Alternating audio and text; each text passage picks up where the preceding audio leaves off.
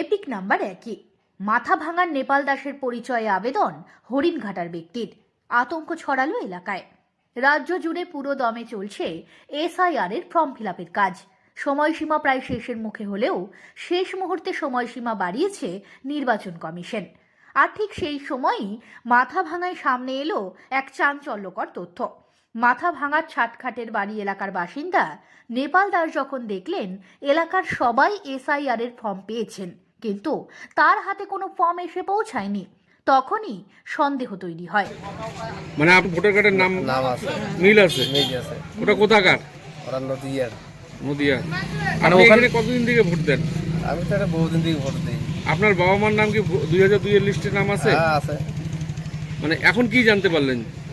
এখন জানতে পারলাম ওই যে ফর্ম আসতেছে না, পরে এখন জানলাম যে ওখানে চলে গেছে, অন্য আরেকজনের নামে চলে আসে। আরেকজনের নামে চলে নিয়েছে।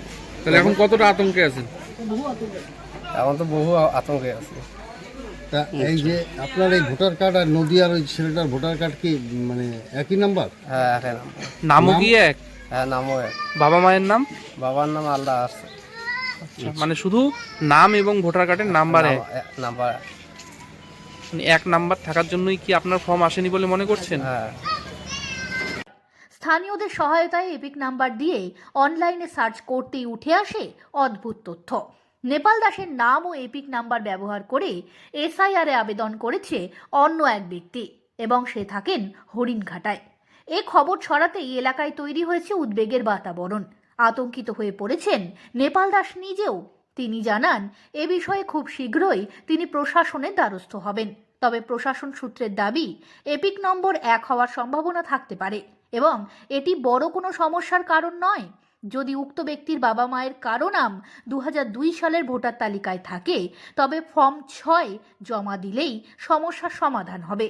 এই অদ্ভুত পরিচয় গড়মিল নিয়ে আরও তদন্তের দাবি তুলছেন স্থানীয়রা। এখন দেখার অপেক্ষা, নেপাল দাস কত তাড়াতাড়ি ফিরে পান তার পরিচয়ের প্রকৃত অধিকার। সব খবর সবার আগে পেতে নজর রাখুন বাংলার গণতন্ত্র, সত্যের পথে বাংলা।